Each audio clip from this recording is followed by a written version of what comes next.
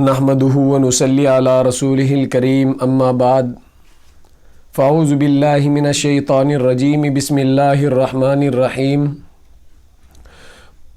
قال الله تبارك وتعالى اولئك الذين امتحن الله قلوبهم للتقوى لهم مغفرة واجر عظيم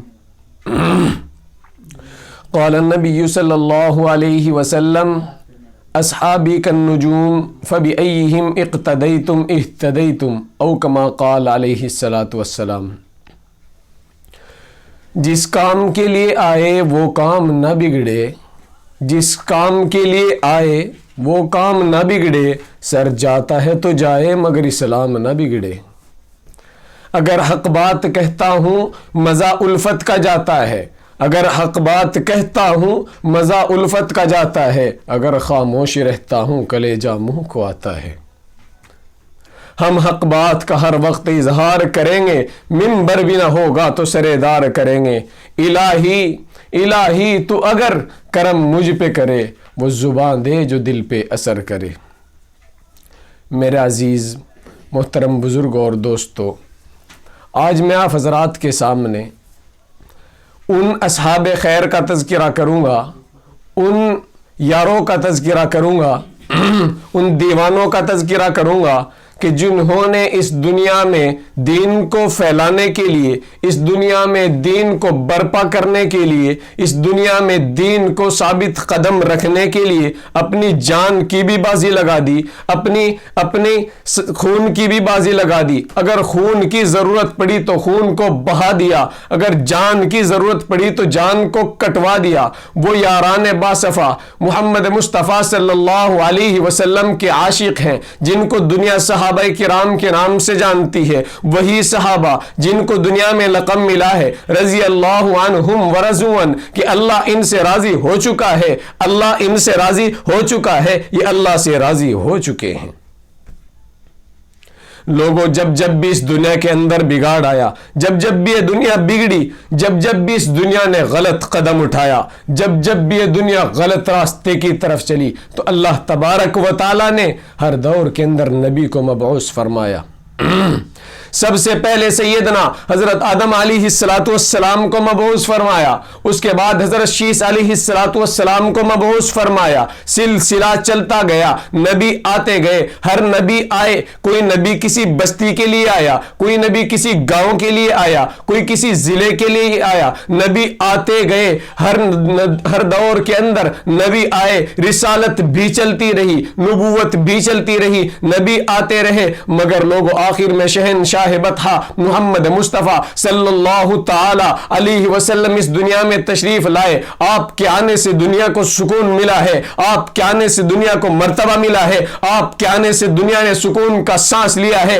آپ کے آنے سے وہ غلام جو ظلم و ستم کی چکی میں پس رہے تھے، ان کو سکون حاصل ہوا ہے، ان کو اطمینان حاصل ہوا ہے، ان کے قلب کو اطمینان ملا ہے۔ وہ باندیا جن کو دنیا مانتی نہیں تھی، جن کو دنیا جانتی نہیں تھی، ان کی عزت کرتے نہیں تھے، مگر ان کو وہ مقام ملا ہے۔ وہی عورتیں جن کو گلیوں میں گھسیٹا جاتا تھا، وہی عورتیں جن کو صرف صحبت کے لیے اختیار کیا جاتا تھا، وہی عورتیں فاطمہ بن کے کھڑی ہوتی ہیں، عائشہ بن کے کھڑی ہوتی ہیں، اما خدیجۃ الکبریٰ بن کے کھڑی ہوتی ہیں، وہی عورتیں کہیں رابعہ بصری بن کے کھڑی ہوتی ہیں۔ لوگوں اس نبی کے آنے سے اس دنیا نے سکون حاصل بھی کیا ہے، اس نبی کے آنے سے یہ دنیا ثابت قدم بھی چلی ہے، اس نبی کے آنے سے اس دنیا کو راستہ بھی ملا ہے، ہدایت بھی ملی ہے۔ اور وہ نبی وہ ہے جو آخر الزمان نبی ہے، اس کے بعد کوئی نبی آ نہیں سکتا، اس کے بعد کوئی پیغمبر آ نہیں سکتا، کیونکہ اللہ کے نبی نے فرما دیا ہے کہ اگر میرے بعد کوئی نبی ہوتا تو عمر ہوتا، لو کان بعدی نبی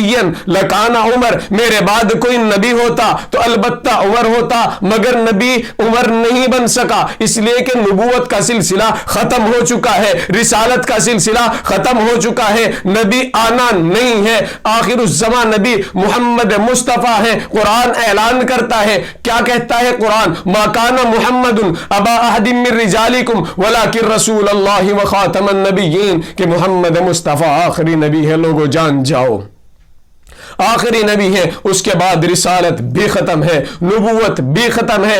آپ کے بعد خیر میں اپنا موضوع بدلنا نہیں چاہتا، صحابہ کرام کا میرا موضوع ہے اللہ کے نبی کے بعد اللہ کے نبی والا کام، امت کو پھیلانے والا کام، امت تک دین کو پہنچانے والا کام صحابہ کے ہاتھ میں آیا ہے، صحابہ نے اس کام کو انجام دیا ہے۔ ایک طرف سیدنا حضرت ابو بکر صدیق ہیں، تو دوسری طرف عمر بن خطاب ہیں، تو تیسری طرف عثمان ذی النورین ہیں، تو چوتھی طرف علی المرتضی حیدر کرار ہے۔ آپ کے بعد صحابہ نے آپ کا کام سنبھالا ہے، آپ کے کام کو انجام دیا ہے، آپ کے کام کو لے کر چلے ہیں، آپ کے کام کو مان کر چلے ہیں، آپ کے ہاتھ پہ بیعت کی ہے۔ اگر جان کی بھی بازی آئی ہے تو جان کو قربان کر دیا ہے صحابہ کرام نے، اگر اولاد کی بازی آئی ہے اولاد کو کٹا دیا ہے صحابہ کرام نے، اگر بیویوں کی باری آئی ہے بیویوں کو طلاق دے دی ہے صحابہ کرام نے۔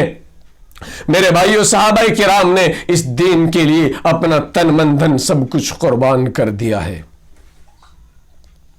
اور آج ہمارے دور کے اندر اتنے فرقے بن چکے ہیں، الگ الگ فرقے بن چکے ہیں، کوئی بریلی ہے تو کوئی رافضی ہے، کوئی شیعہ ہے، کوئی سنی ہے، ہر ایک اپنے آپ کو معتبر سمجھتا ہے، ہر ایک اپنے آپ کو اعلیٰ سمجھتا ہے، اپنے آپ کو سب کچھ سمجھتا ہے۔ ایک بندہ وہ ہے جو کہتا ہے میں ابو بکر کو نہیں مانتا، میں نے کہا کیوں نہیں مانتا؟ کہتا ہے میں ابو بکر کو نہیں مانتا، اور کہتا ہے میں عمر کو بھی نہیں مانتا، میں عثمان کو بھی نہیں مانتا۔ میں نے کہا پھر کس کو مانتا ہے کم بخت؟ کہنے لگا میں تو علی کو مانتا ہوں۔ میں نے کہا کیوں؟ کہنے لگا پہلا خلیفہ اسلام کا علی بننا تھا، مگر ابو بکر کیوں بن گیا؟ یہ علی کے ساتھ دھوکہ ہے۔ میں نے کہا ظالم اپنی زبان کو لگام دے لے، اپنی زبان کو اپنے منہ کے اندر ٹھوس لے، ورنہ ہمیں زبان نکالنا بھی جانتے ہیں۔ پہلے خلیفہ ابو بکر ہے، دنیا جانتی ہے، دنیا جانتی ہے، امام اہل سنت والجماعت یہ سب کا عقیدہ ہے، اس جماعت کا عقیدہ ہے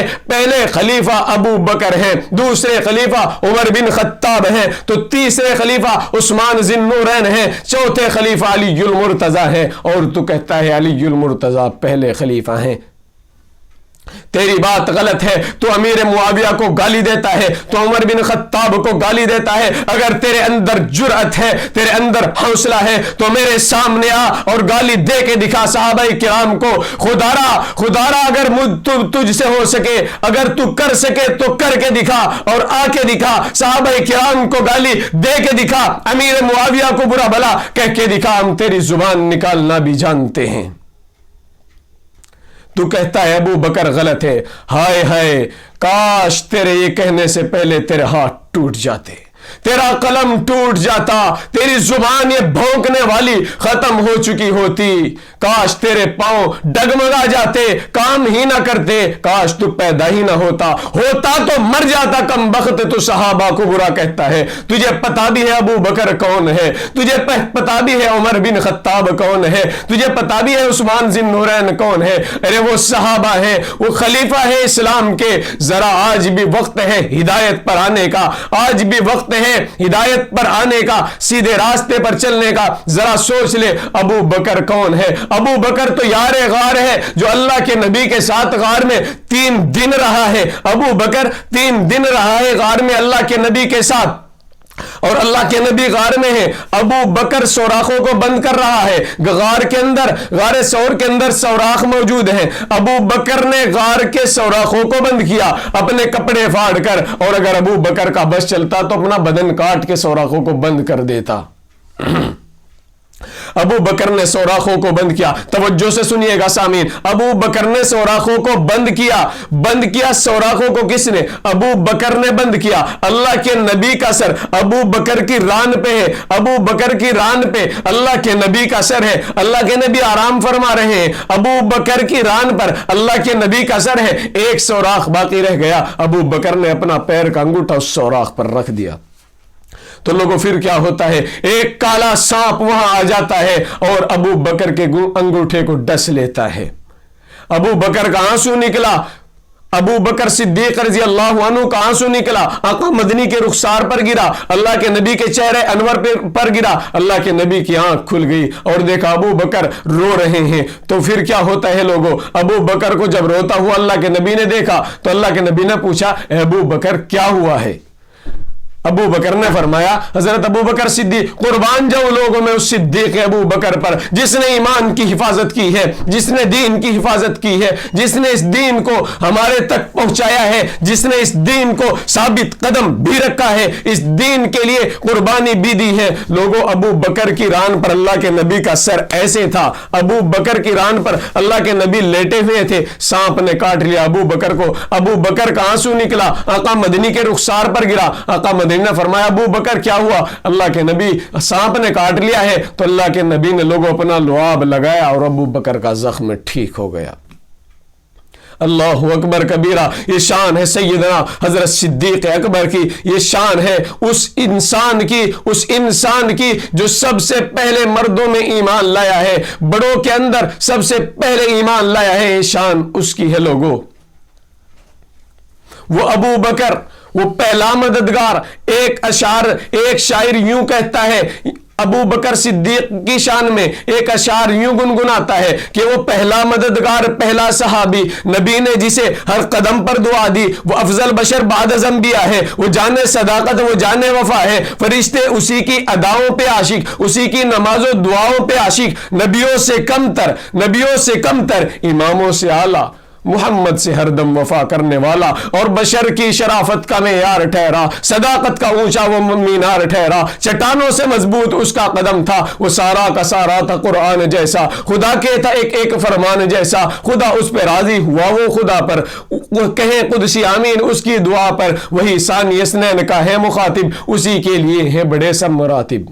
اور جھکاتا تھا نظر عمر اس کی آگے، جھکاتا تھا نظر عمر اس کی آگے، فرشتہ ہو جیسے لباس بشر میں، وہ صدیق ہی تھا خدا کی نظر میں، کھڑا ہو کے شام و سحر اس کی آگے، وہ کتنا بڑا ہے خدا جانتا ہے، وہ کیسے بنا ہے خدا جانتا ہے۔ وہ صدیق اکبر اکیلا چل دیا تھا، وہ صدیق اکبر اللہ کے نبی کے ساتھ غار میں اکیلا رہ چکا تھا۔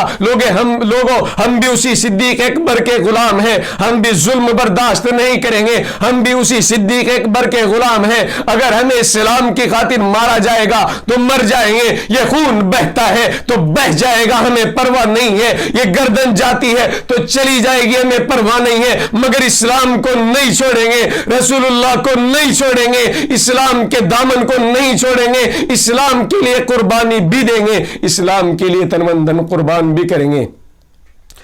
اللہ تبارک و تعالیٰ سے دعا ہے کہ اللہ تبارک و تعالیٰ ان انسانوں کو جو کہتے ہیں کہ صدیق غلط ہے، عمر بن خطاب غلط ہے، کوئی کچھ کہتا ہے، اللہ سب کو ہدایت دے، اللہ سب کو صراط مستقیم پر چلائے، اور اللہ تبارک و تعالیٰ ہمارے اندر وہ جذبہ دے جو سیدنا صدیق اکبر کے اندر تھا، وہ جذبہ دے جو عمر بن خطاب کے اندر تھا۔ اللہ تبارک و تعالیٰ سے دعا ہے کہ اللہ تبارک و تعالیٰ ہم سب کو ان باتوں پر جو کہی گئی ہیں عمل کرنے کی توفیق عطا فرمائے۔ وآخر دعوانا ان الحمد للہ رب العالمین۔